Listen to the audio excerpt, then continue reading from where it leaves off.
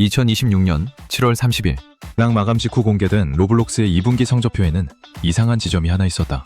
매출은 14억 7천만 달러로 시장 예상치 14억 2천만 달러를 넘어섰고 주당 순손실은 0.26달러로 예상됐던 0.34달러 손실보다 한참 가벼웠으며 잉여 현금 흐름은 2억 9,400만 달러로 예상치 2억 2,390만 달러를 웃돌았다.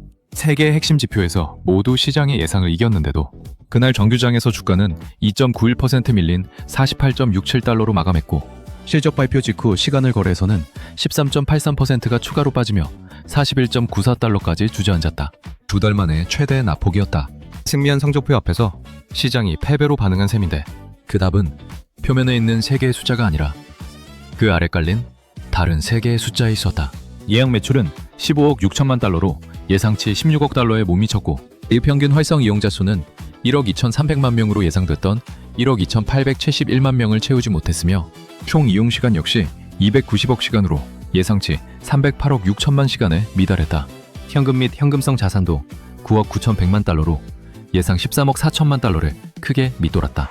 매출과 이익은 이겼는데 정작 회사의 체력을 보여주는 지표들은 졌다는 이 어긋남이 이번 실적을 단순한 호실적도 단순한 부진도 아닌 것으로 만들었다. 더 흥미로운 지점은 이 장면이 처음이 아니라는 사실이다.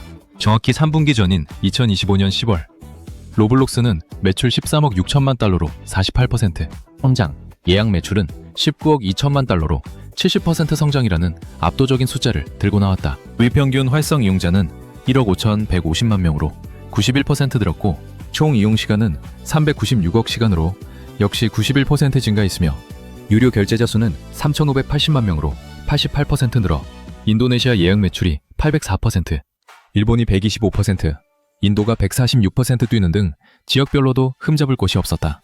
그런데도 그날 주가는 개장 전부터 흘러내리기 시작해 정규장에서만 10.75%가 빠졌다. 1년도 안 되는 사이 같은 회사가 같은 방식으로 시장을 이기고도 두 번이나 주가로 응징당한 셈인데 이 반복이 가리키는 통념 하나는 짚고 넘어갈 필요가 있다. 실적 발표는 매출과 이익이 예상치를 넘느냐로 승부가 갈린다는 것이 일반적인 상식이지만 로블록스에서는 그 상식이 두 번 연속 무너졌다. 투자자들이 실제로 보고 있는 것은 지나간 분기의 성적이 아니라 다음 분기 그리고 그 다음 분기의 예약 매출 곡선이었던 셈이다. 그 곡선이 이번엔 방향을 아예 틀었다. 로블록스는 3분기 예약 매출을 15억 8천만에서 16억 5천만 달러로 제시했는데 이는 1년 전 같은 분기에 19억 2천만 달러 대비 14에서 18% 역성장한 수치다. 매출 가이던스 역시 14억 1천만에서 14억 9천만 달러로 시장이 그리던 14억 9천만 달러의 상단에 겨우 걸치는 수준이고 순손실 전망은 3억 7백만에서 3억 4,800만 달러로 예상됐던 2억 5,350만 달러 손실보다 손실폭이 더 커질 것으로 예고됐다. 3.2%에 불과한 전 세계 게임 시장 점유율을 10%까지 끌어올리겠다던 목표를 내걸었던 회사가 정작 목표를 향해 가장 화끈하게 달리던 바로 그 순간의 성장률을 스스로 지워버린 셈이다. 1년 전 70%씩 뜨던 곡선이 2분기 만에 마이너스 두 자릿수로 꺾이는 이 낙차는 같은 회사 안에서 두 개의 서로 다른 선택이 만들어낸 결과로 읽을 때 훨씬 선명해진다. 작년에 로블록스는 어린 이용자층이 몰리는 인기 게임 몇 개가 만들어내는 폭발적인 과금을 그대로 추천 알고리즘에 태우는 방식으로 성장했다. 시간당 지출이 플랫폼 평균을 크게 웃도는 이 게임들이 노출을 독식했고 그 결과가 70%짜리 예약 매출 성장률과 개발자 수익화 프로그램 지급액 4억 2,790만 달러라는 분기 최고치였다. 그런데 그 인기 게임들의 화제성이 식으면서 이용 시간이 과금 유도가 약한 평범한 콘텐츠로 자연스럽게 옮겨갔고 여기에 로블록스가 몇 달 전부터 의도적으로 손을 댄 발견 알고리즘 개편이 겹쳤다. 최고 재무 책임자 나빈 초프라는 실적 콜에서 시간당 예약 매출이 특히 13세 미만 이용자층에서 자체 전망치를 밑돌았다고 인정하면서도 몇 주치 실험 데이터를 보면 단기적으로는 과금이 줄어도 장기적으로는 재방문율이 이를 상쇄하는 지점이 온다고 설명했다. 같은 이용자, 같은 게임 풀을 두고 즉시 결제를 유도하는 예전 알고리즘과 오래 머물게 만드는 지금의 알고리즘 중 무엇을 택하느냐에 따라 같은 분기의 예약 매출이 수천만 달러씩 갈리는 셈이다. 이 선택은 알고리즘 하나로 끝나는 이야기가 아니다. 로블록스는 지난 1월부터 업계 최초로 채팅 기능 이용에 나이 인증을 요구하기 시작했고 6월에는 로블록스 키즈와 로블록스 셀렉트라는 연령대별 콘텐츠 등급까지 새로 얹었다. 2026년 7월 기준 전 세계 나이 인증 도인율은 57%, 미국과 영국은 70%, 호주는 80%에 근접했고 미국 내 18세 미만 이용자로 좁히면 75%까지 올라갔다.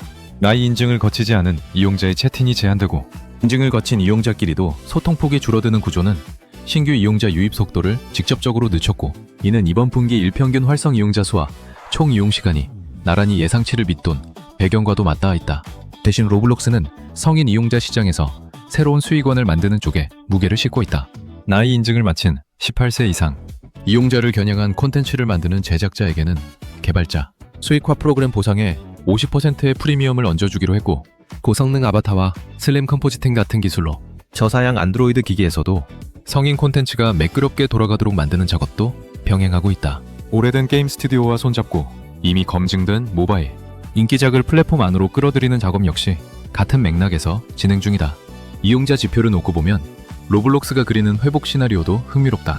회사는 앞서 1분기와 2분기 사이 일평균 활성 이용자 수가 계속 줄어들 것이라고 예고했었고, 실제로 2분기 지표가 예상치를 밑돌며 그 예고를 그대로 증명했다. 대신 3분기부터는 계절적 성수기 효과와 예정된 제품 업데이트, 6월에 도입한 연령 기반 계정 체계라는 세 가지 요인을 근거로 이용자 수가 다시 순차적으로 늘어날 것이라는 전망도 함께 내놓았다.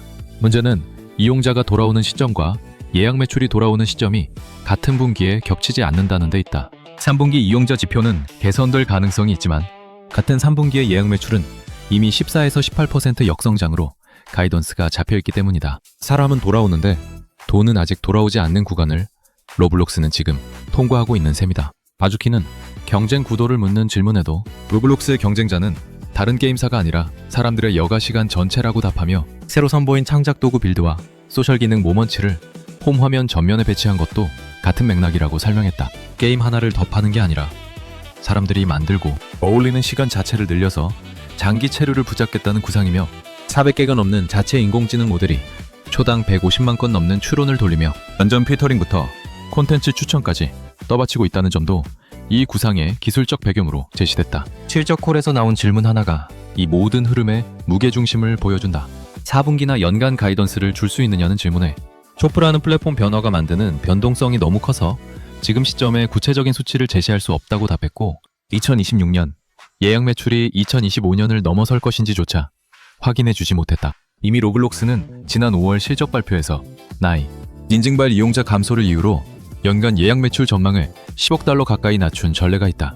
최고 경영자 데이비드 바주키는 이번에도 세계 게임 시장의 10%를 잡겠다는 목표는 여전하다고 말했지만, 목표를 향한 걸음이 이번 분기만큼은 뒤로 향했다는 사실은 숫자가 대신 증언하고 있었다. 매출과 이익이라는 두 개의 숫자로는 이번 분기가 승리처럼 보이지만, 그 승리를 만든 바로 그 선택이 다음 분기의 예약 매출을 두 자릿수로 깎아먹는 청구서로 돌아왔다.